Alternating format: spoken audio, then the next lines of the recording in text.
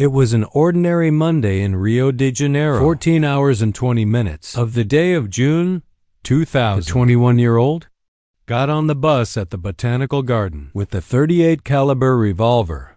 Changed the history of Brazilian television for almost 5 hours. The whole of Brazil stopped. There was no station that did not broadcast live. And at the end of that day, 2 people were dead. One of them the only hostage who failed to escape.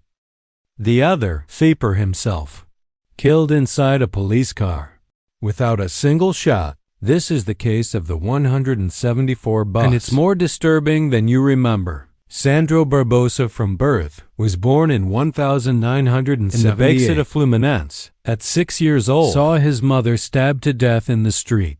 On returning from work, went through shelters, institutions, social projects. The state appeared in Sandro's life several times, never to stay. MO71993.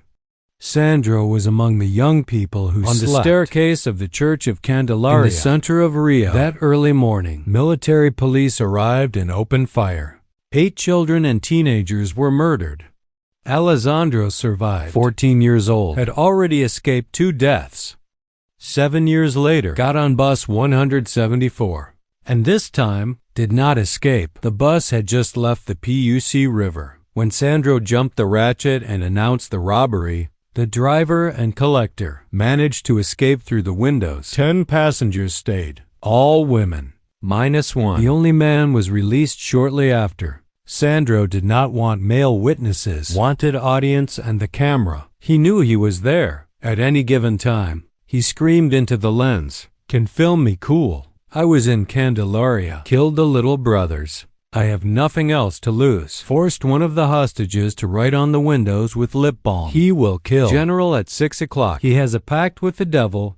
The police surrounded the bus. The negotiators tried to establish contact. The cameras filmed everything. At 18 hours and 50 minutes, almost 5 hours after the start, Sandro decided to leave. Used teacher Geisa Firmo Gonçalves, 21 years old, as a human shield. A policeman walked forward and fired. The shot hit Geisa with a grater on the chin. Sandro reacted and shot her 3 times in the back.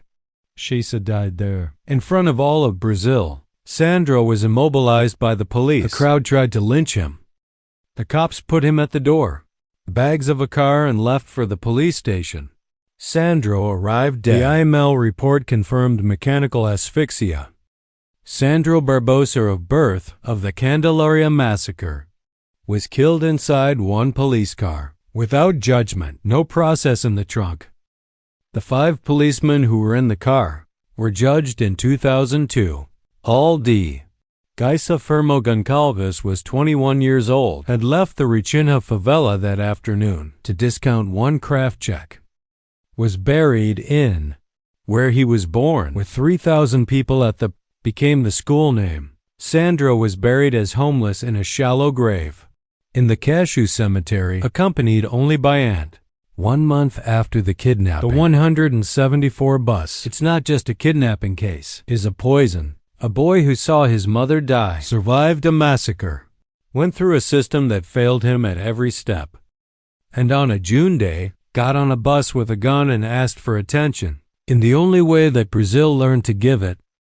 As news, the documentary by José Padilla, launched in 2002, remains one of the portraits most honest people in Brazil ever made. Worth watching after this video. If this case got you thinking, leave a like and share in comments. Sandro's death inside the car was justice, or was it another crime? Until the next case.